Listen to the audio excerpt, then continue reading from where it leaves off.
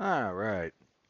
Hello, everyone. Welcome to the 411 Ground and Pound MMA podcast. We are your weekly look into the wide, wacky, wonderful world of mixed martial arts. My name is Robert Winfrey, and I am your host, per usual.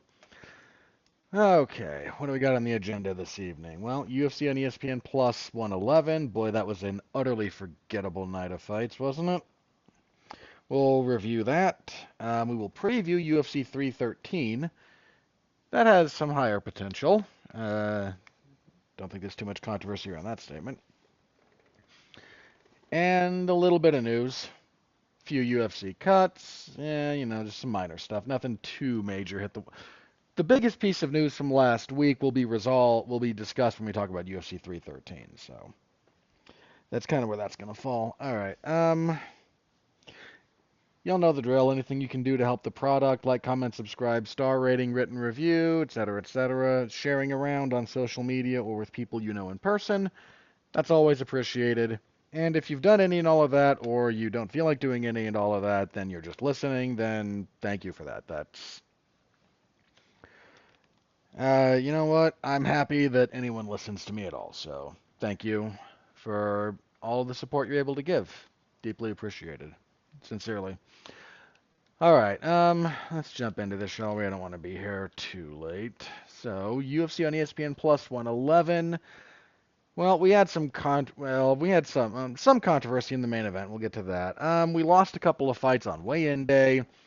Luana Carolina never even weighed in, and then Douglas Silva de Andrade and John Castaneda didn't happen after some medical concerns around Silva de Andrade after they'd weighed in at a catch weight. I think it was 140, and then there were just issues with him still persisting, so that got cut. So there was some vamping that took place on the broadcast. They aired Dominic Cruz's retirement package to nobody, which is just sad. Like, Cruz deserved better than that, man. As far as picks, what did I change my mind on? Not a lot.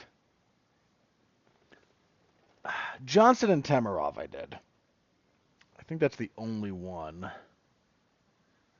I should have changed my mind on Lee and Aldrich, but I didn't. Um, yeah, just the closer we got to that one, the more I just went, this is kind of the kind of fight that Charles Johnson tends to just have one of these performances in, where he loses a decision, maybe could have gone his way, and he gets pissy about it, and it halts his momentum, and it's kind of what happened. And we'll get to the fight when we get to the fight, but also, can I just say, having him and Temerov curtain jerk the entire card while your co-main event features two guys with losing UFC records is frankly pathetic. I know why they did it, because those two meatheads, like, yeah, they're going to punch each other in the head real hard with minimal skill. And I'm sure somebody really enjoyed that, but I didn't. I'd rather watch, high skill than stupid violence. I like violence. I do. But come on, man. The acknowledge these things are not the same, and we should be striving for a higher level of skill on display. Eh. So ultimately, 7-3. All right. What did I get wrong that I should have got right? JJ Aldrich over Andrea Lee. I probably should have got right, because picking Andrea Lee at this point is just, ugh. I maybe should have got Emil. I scored that for Gomez. Um, Maybe that one. But other than that, what was the one I got wrong? Oh, wait, I did change my mind on the co-main. I said Marquez last week, and then um, I didn't. I looked at his last two fights. I kind of gave him a pass on the RoboCop fight, but I didn't realize how shot his chin was. So that one I swapped. Okay, I forgot I changed my mind on that. Sam Patterson, I maybe should have given him more credit, because Barlow's one of those guys like, yay, he knocks out bums coming off the Contender Series. Like, Not that there's no skill involved in what Barlow does, but I don't know. Just those guys tend to lose fights like that one, and I should have given that more credence. So anyway, 7-3. When it's all said and done, makes me 59, 24, and 1 on the year. All right. I'm okay with that. I'm still doing all right. Not great, but all right. So let's get to the fights in particular. Main event: Manel Kape defeats Asu Almabayev, not Abus. Abus Magomedov, we'll get to later. But Asu Almabayev. Via TKO, 2:16 of the third. Almabayev didn't have a bad performance here. He, tried a few different wrestling exchanges, but his transition between striking and wrestling leaves a little bit to be desired. And while he was able to land a couple of punches on occasion, his striking is still there's a lot about Almabayev that's just a work in progress. He took this on short notice. This was a big step up for him, and it was too much. It's not the end of the world, but it does need to be said out loud. Manel Kape looked pretty good. The controversy here is that some of the finishing sequence involved some eye pokes that were missed by the referee. Kape is doing a very sneaky version of eye poking here,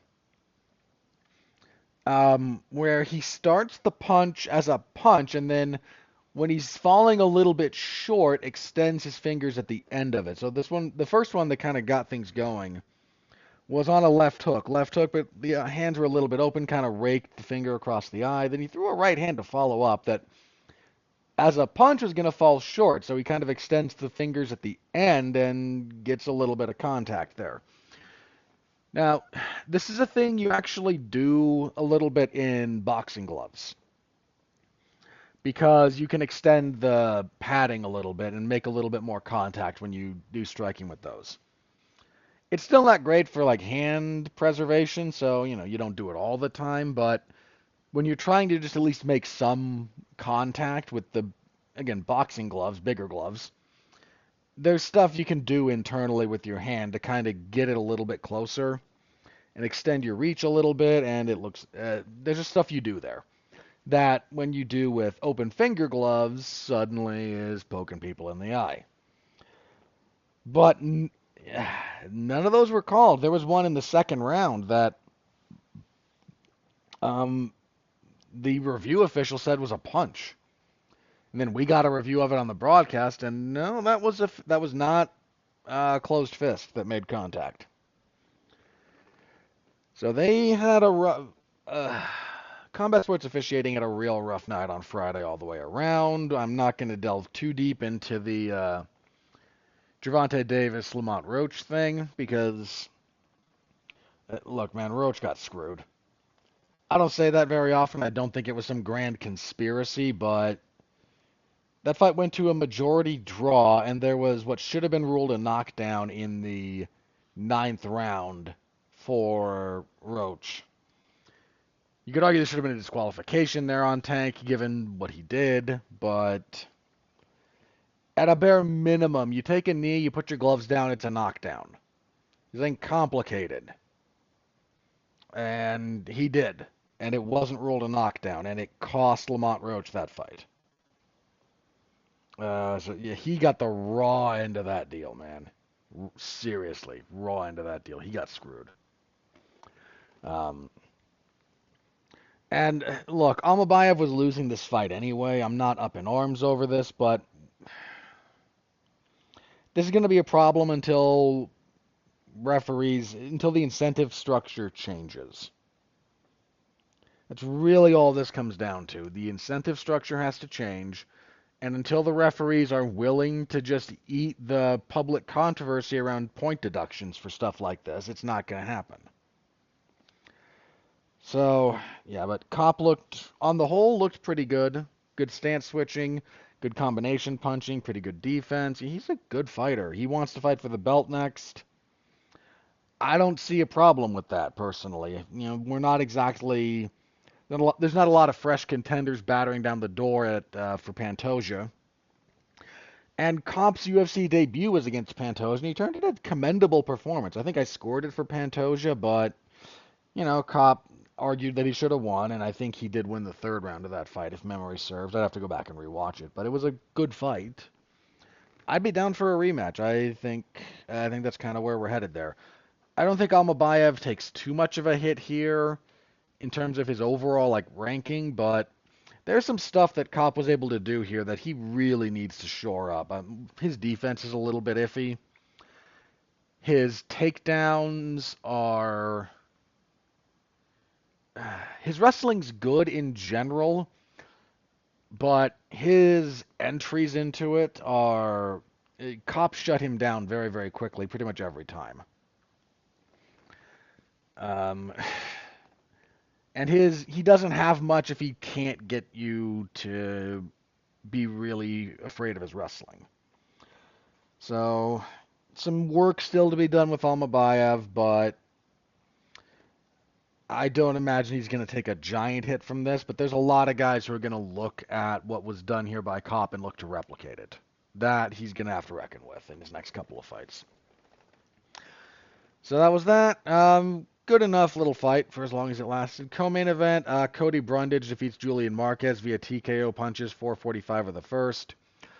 They came out, they punched each other a fair bit. Marquez had Brundage hurt against the fence at one point. Both men lost their mouthpieces.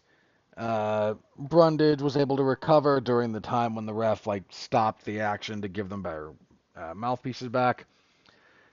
Hurt Marquez, got to the ride, landed enough of a flurry to get the ref to step in. Nothing special or all that interesting here. Nasrat Haqparast defeated Esteban Ribovics via split decision, 29-28. You could have gone 29-28 either way. This comes down to the second round. First round is a really good one for Haqparast. Third one, a really good one for Ribovics. He hurts Haqparast with a really nice knee, badly cuts him under the left eye. That probably broke something, the way his eye started swelling up. Hurt him with a head kick at the end of the round. Just some pretty good stuff all the way around for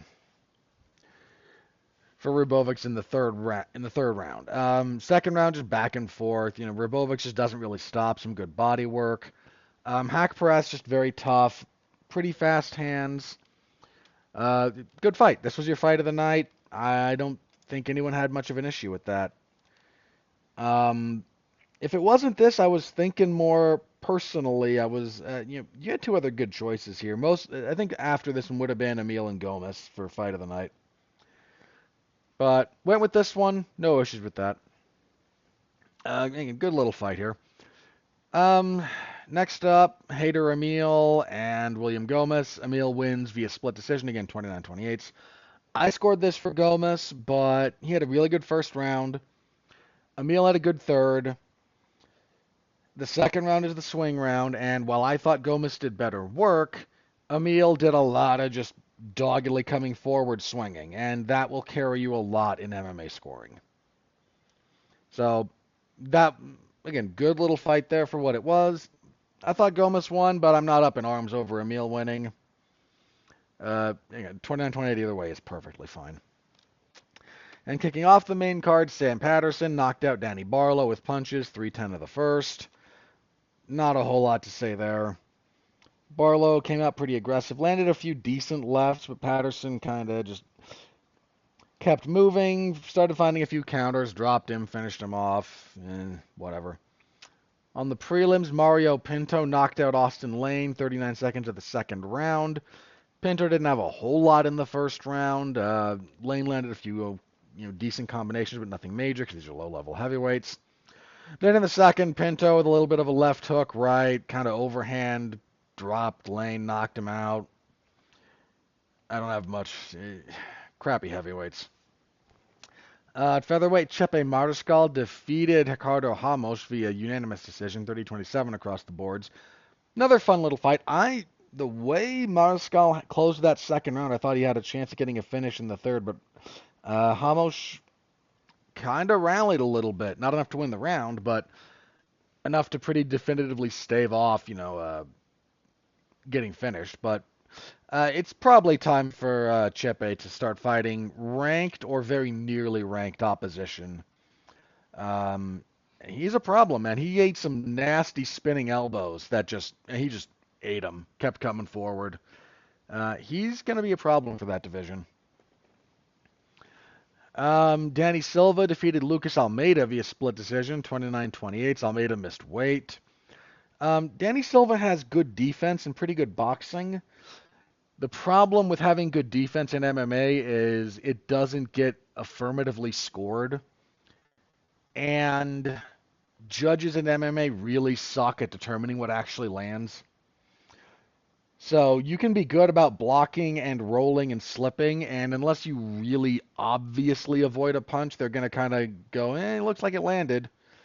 So that's going to get him in trouble if he's not able to bring his offensive level up. J.J. Aldrich defeated Andrea Levy, unanimous decision, nothing there. And kicking off the main card, kicking off everything rather, excuse me. Ramazan Temirov defeated Charles Johnson via unanimous decision, 29-28 across the boards. Johnson just got going a little bit too late. He needs to get going in the second round. Temirov won the first two, and Johnson had the third. Temirov's a good flyweight to have on the roster to kind of continue to build. I saw people suggesting maybe him and Kai Asakura next. I certainly wouldn't be opposed to that. It was an okay fight. Your bonuses, I already mentioned Fight of the Night, Hak Prost and Rabovics. Your performances were Manel Kopp and Mario Pinto. You didn't have a lot of great choices here for Fight of the Night for bonuses. And I don't really have a problem with the way they went with that. So, full report, MMAZona411mania.com. You'll know the drill as far as that goes. Wow, we sped run through that, but not a lot of fights, and frankly, not a lot of conversation to be had about them for the most part. So there we are. All right, let's move on to UFC 313, shall we? All right, let me reset my spreadsheet here so we can make picks. Okay, the big thing about UFC 313, this came out last week. We lost Dan Hooker from the co-main event. Suffered a hand injury and was told he couldn't compete. In steps Rafael Fiziev. This is a rematch for Fiziev and Gaethje. This had been a 5-round fight when it was going to be Gaethje and Hooker. Because of the short notice, it's going to be 3 rounds. And I actually do think that is going to affect some of my pick a little bit, but we'll get to that. Your main event. Alex Pereira defends. He's going to try and tie John Jones's record for 4 title fights in a really short period of time, which is relatively impressive. He's defending the belt against Magomed Ankalaev. This is the correct fight to make for the division. It's a good fight overall. So, where are the odds? The odds are pretty close, but slightly with Pereira. So here's kind of the thought. The thought is if Magomed Ankalaev fights intelligently, he's got good enough wrestling to out-wrestle Pereira. And on the ground, Pereira is not much of a threat.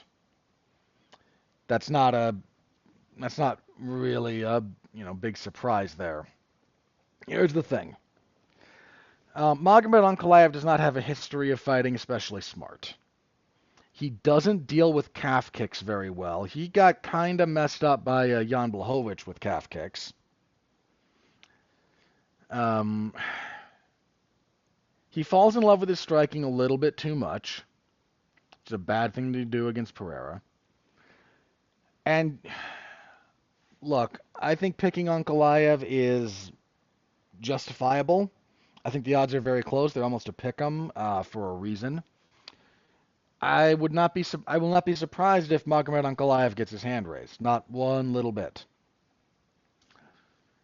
I just think he's not really demonstrated the kind of consistent game plan application that makes me all that confident. His skill set is the right one to beat Pereira. Be very, very clear about that. Good enough striker to not get blown out of the water. Good wrestler. But 5 rounds with Pereira's a lot. It just is. And some of Ankalaev's fighting habits match up very poorly against some of what Pereira does. I'm gonna go with Pereira here, but I'm gonna asterisk this one. I want to double check a few things on both of them. But my hunch is Pereira. I just like. There's just stuff that Ankalaev does that is. If you don't know how to deal with low kicks, and some of his strategy for dealing with them is just gut through them, you're not gonna gut through Pereira's calf kicks like that, man. You're just not. So. Co-main event, rematch between Justin Gaethje and Rafael Fiziev. These two fought with Gaethje winning a majority decision a few years ago. Was a pretty good fight at the time. This is Gaethje's first fight back since he was brutally knocked out by Max Holloway. Not quite a year ago. I'm glad he took the time off to fully recover. He's been making noise about, I got a little bit too defensive, a little bit too patient for some of these fights. I need to tap a little bit back into being aggressive. I don't expect to see a full return to the hurricane of, when he was World Series of Fighting Gaethje. Because there's a lot of the way he generates power now that I think is better than that just wild volume he used to throw. But some of the mentality we might see a little bit of a shift back towards. And then you got Fiziev, who he's been out for a little bit. So he lost the decision to Justin Gaethje and then fought later that year in 2023. Had a good first round against Mateusz Gamrot and then suffered a knee injury in the second round. And he's been out since then. So he missed a full year and year and a quarter, year and a third, give or take. September, November, December, January, February. Yeah, almost 2.5. Almost a year and a half. So that's nothing. And coming back on short notice to fight Gaethje that's a bit of a thing. I actually think if this were 5 rounds, I'd lean more towards Gaethje, especially short notice. 3 rounds, it's very, very possible for Fiziev to win 2. But he's had some cardio issues down the stretch, and fighting Gaethje is just like being in a car wreck. Not that fighting Fiziev is some great treat. The man is very, very fast, very athletic, good technique. His first round and a half is when he's at his most dangerous. And he just drops off. I'm not going to say precipitously as the fight goes on past that point, but it is noticeable. Just put it like that. The odds actually favor Fiziev just a little bit. And I can kind of see that. I mean, for crying out loud, Gaethje was flatlined his last time out. That's nothing to sneeze at.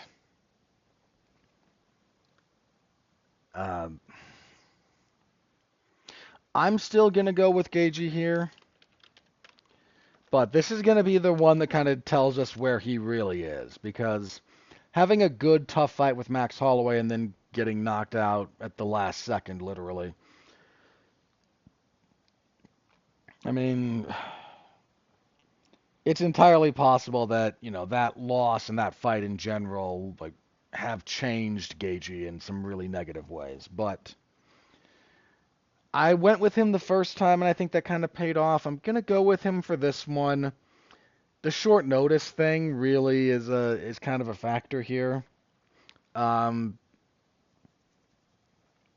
said, I understand a little bit why Fiziev is the favorite. So, but that should be a very good fight. So very much looking forward to that one. Next up, also at lightweight, Jalen Turner and Ignacio Bahamondes. This is the battle of guys who are really lanky and really skinny for the weight class. I mean, Turner's 6'3" at lightweight, which is kind of ridiculous, and Bob Mondays is 6'1". So we got tall guys here. Turner coming off a loss to Renato Moicano. He beat Bobby Green before that, then had 2 split decision losses before that to Mateusz Gamrot and Dan Hooker. I agreed with him losing both of those, if memory serves. The Gamrot one might have been iffier, but I definitely remember scoring the Hooker fight for Hooker. Bahamondes, 2-fight winning streak, knockouts over Christos Giagos and Manuel Torres. His only losses in the UFC are a split decision to John McDessie and then a decision to Ludovic Klein. This should be a fun one, all things considered.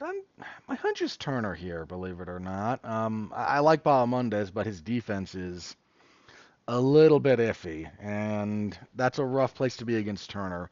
Turner is a little bit inconsistent, would be the other thing to be kind of aware of here, but I'm okay going with Turner. Odds on that are what? About a pick 'em? Yeah, pretty much. Bahamondes a slight favorite in some places.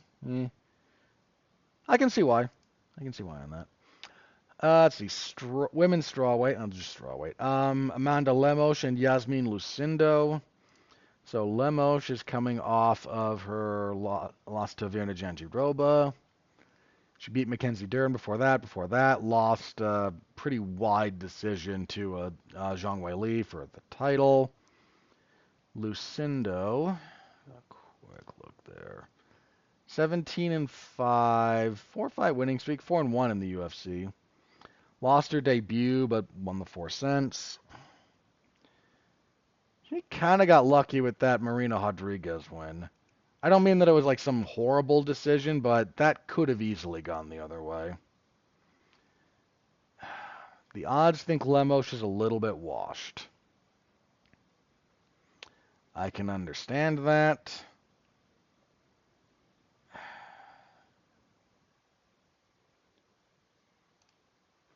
I think I'm going to go with Lemos, though. I don't know. Not confident in that one. And kicking off the main card, we have King Green and Mauricio Hoofy. So that has some potential. So Green had a little bit of a renaissance for a minute or two. Most recently got choked out by Paddy Pimblett, which was a thing. Hoofy is 2-0 in the UFC, 11-1 overall, 6-fight winning streak. This is a pretty big step up for Hoofy. His wins in the UFC are over Jamie Malarkey and Hamas Yontop. Green is a pretty definitive step up from that. Hoofy's got some good offense, but his defense leaves a little bit to be desired. There's still some connection of his skill set that he's working on developing. On the plus side, he's with a good camp. He's with the Fighting Nerds. But Green's a kind of a tough out. I would not like the Hoofy's the favorite, which I can get behind. But we're talking like plus 400 on Green, and that that's asking for trouble. Let me go with Hoofy, but I mean, here's the other thing. Hoofy's not going to just try to wrestle Green the way others have. I'm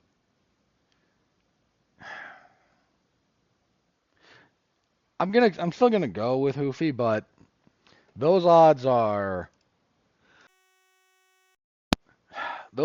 asking for trouble. Just gonna throw that out there.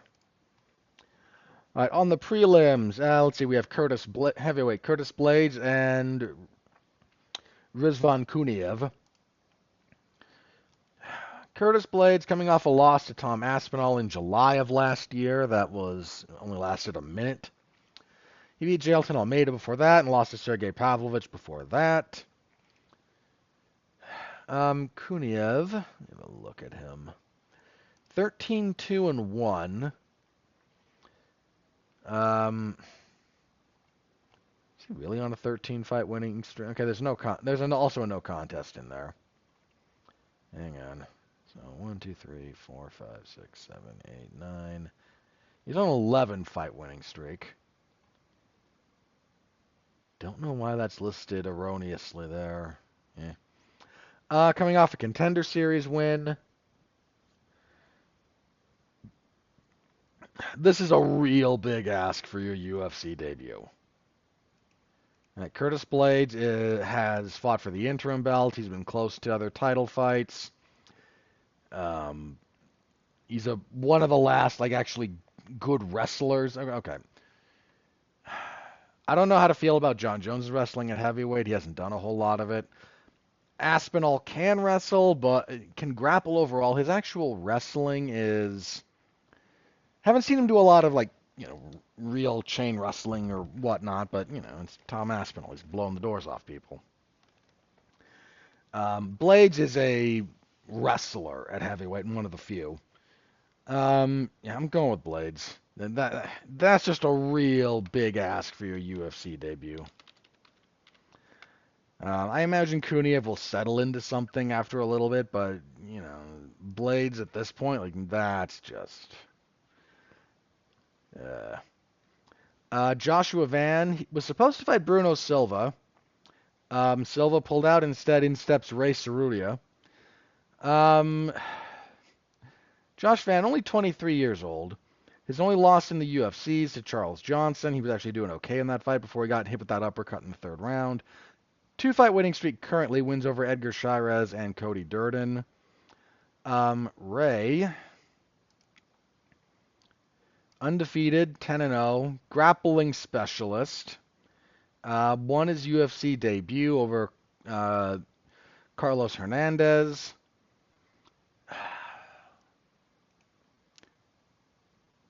Relatively tough fight for both guys for different reasons. Ray's just a little one-dimensional. He's a good grappler, but on short notice, I got a hard time picking against Van, so I'll go with Van.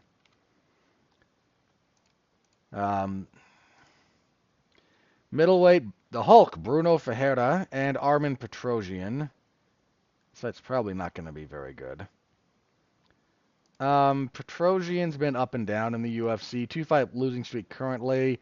Losses to Rodolfo Vieira and Shara Magomedov. Ferreira is another guy, again, kind of up and down in the UFC. 12-2. 3-2 in the UFC, coming off a loss to Abus Magomedov. That's a little embarrassing. Dude, if you get outworked by Abus down the third round stretch, and that's kind of what happened leading to that finish, that, your cardio needs help.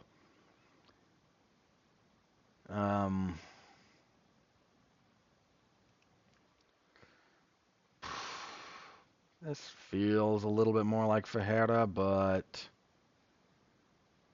I don't know, man. Petrosyan's not that easy to hit, and Ferreira just kind of swings the same punches. So let me go with Petrosyan.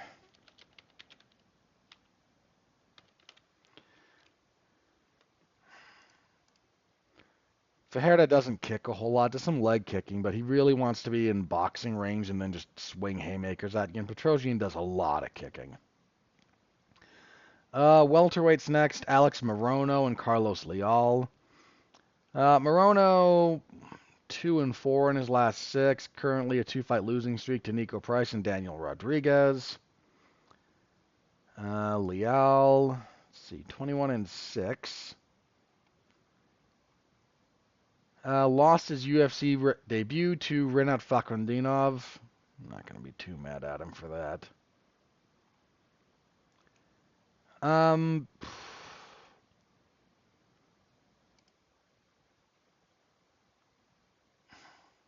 Morono, he might be finally be on the wrong end of a lot of things. Let me go with Leal, but I don't know. I'm not completely sold on that. Look, Morono also fades down the stretch pretty visibly, so. Featherweights next, Myron Santos and Francis Marshall. Santos is 14-1. Won his UFC debut over Con Offley last year. He won that season of Tough versus Francis Marshall, who is 8-2. 2-2 in the UFC, coming off a split decision win over Dennis Bazookia. Prior to that, he lost to Isaac Dulgarian and William Gomez. The odds on this one, like Santos. I can get with that. I can rock with that. Okay, and at middleweight we have Jordan Ribeiro dos Santos and Osman Diaz.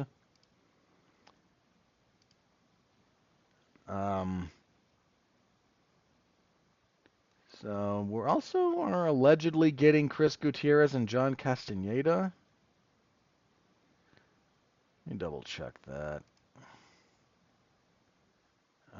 Because it's listed on one place, but I'm not sure if it's listed on the other.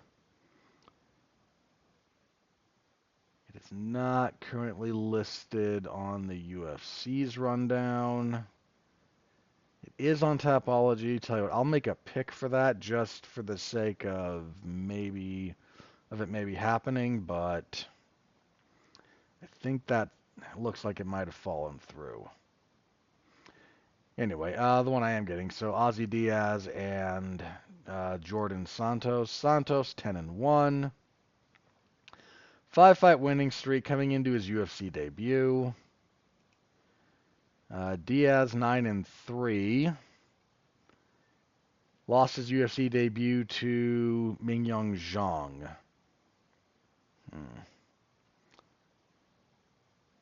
Alright. Let's go with the odds on this one. Do we have odds on this? I don't actually see odds on this one. Wait, no, there it is. Odds kind of like Santos. Sure, I'll get behind that. And a hypothetical fight between Castaneda and Chris Gutierrez. Probably Gutierrez. Not by a lot, and we'll see about that. Again, wasn't Castaneda supposed to fight on like this card? I don't know. There's some weirdness there. We'll see what happens. All right, but that's the card. So Saturday, and we'll have coverage in the MMA Zone to 411mania.com. Y'all know the drill as far as that goes. So stop by, say hello. I always appreciate it. All right. Let's hit some news real fast. So the UFC made some cuts, or if they didn't actually just cut people, they let some contracts lapse.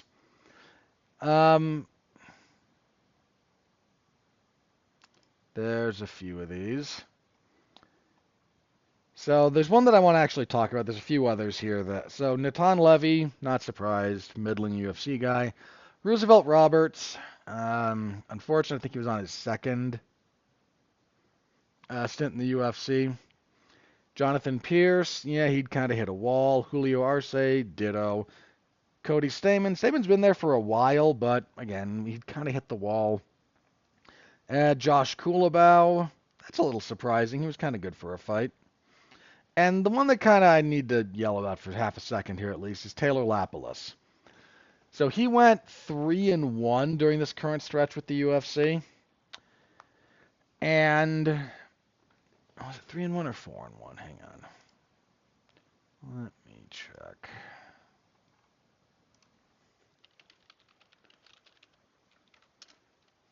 I want to be sure about this. Yeah, 3-1. Only loss was a decision to Farid Basharat. 2-fight winning streak when his contract was not renewed. I imagine a chunk of why they decided not to was all of those were decisions.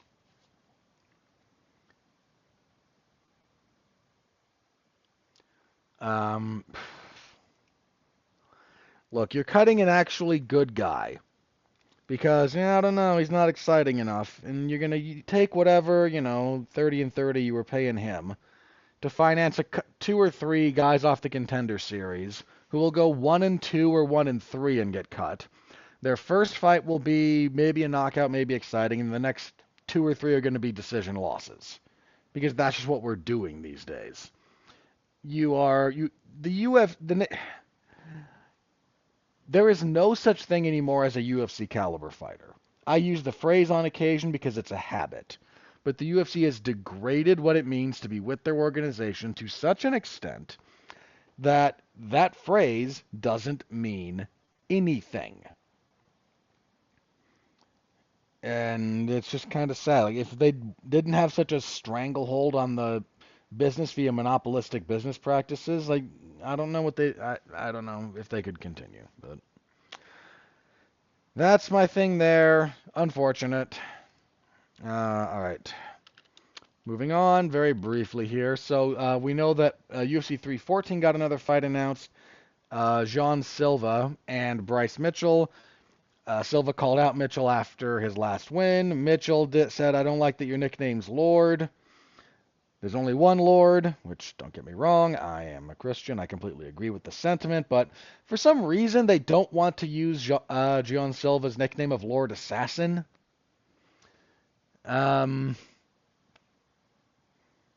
Which is where that actually comes from. Like, he's not actually declaring himself a god, but that's a whole other thing. And Silva's like really not happy with some of Bryce Mitchell's worldview and the fact that he was kind of complimentary of Hitler.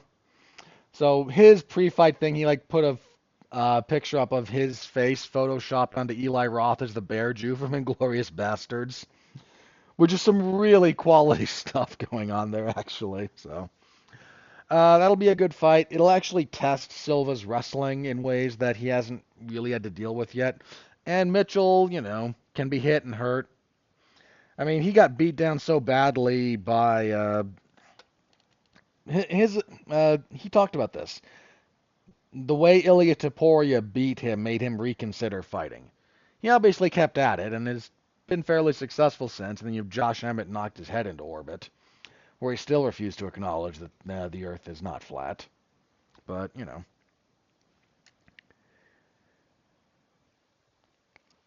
a friend of mine actually made the joke that he needs to fight in Salt Lake, Bryce, so that he can be taken to Wendover, which is so flat you can actually see the curvature of the Earth a little bit. Which is a funny joke, but we all know that Bryce would just say, no, it's Mormon witchcraft, and start lobbying to bring back the extermination order against us. So that's just how that would go. Bryce Mitchell is not a complicated individual to figure out in a lot of those respects. Anyway, so Silva and Mitchell, fine enough fight for what it is. Interesting for both guys. We'll see what's up there. All right. I mentioned already, like the big news from last week was kind of the Dan Hooker falling out, so that's been addressed. I'm going to check the old social media, see if anything crazy is broken. If not, we'll do plugs and we will get out of here. Alrighty. Nope, I don't see anything new there of consequence. My feed is full of Oscar prattle, which I could not possibly care less about, and politics because now we've once again decided that the supreme arbiter of morality is how I feel about a foreign conflict. Ugh. Not getting into it. Not getting into that one. You're not here for that, so leaving that alone. Except I suppose to say that once again, a bunch of wealthy people who are professional pretenders getting up and acting like their thoughts on foreign policy actually matter, when in reality, no, they don't. You don't. Please stop with this. This is a reason nobody watches this shit anymore. But anyway, social media killed the movie star. It just needs to be said out loud every now and then. But it really did. It really did. Okay, what do I got this week? Monday on Damn You Hollywood, myself, Alexis Hana, and Jason Teasley will be reviewing The Monkey. It's from Osgood Perkins, who wrote and directed Longlegs last year and a few other things. I'm looking forward to it. it seems to have been very well received. So I know it came out last week, but we had other stuff we were doing on Damn You Hollywood last week. So that's what we got this week. We'll be doing the Monkey. Let's see. I will be covering WWE SmackDown on Friday, UFC 313 on Saturday, and next Sunday AEW's Doohickey. What the heck is it called?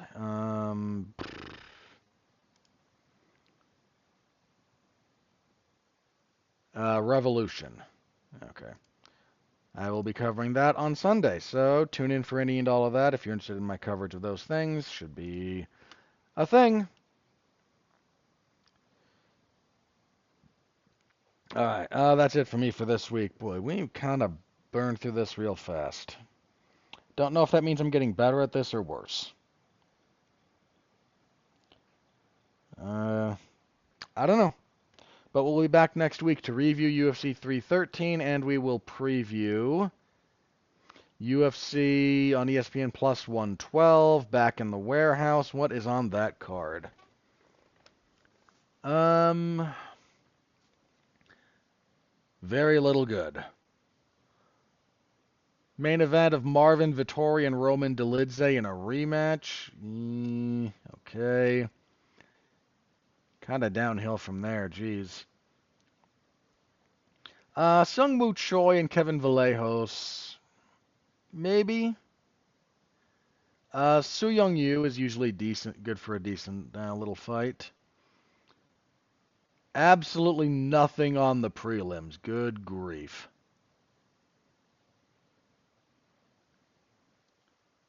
Yeah, full preview next week, but that card is not good.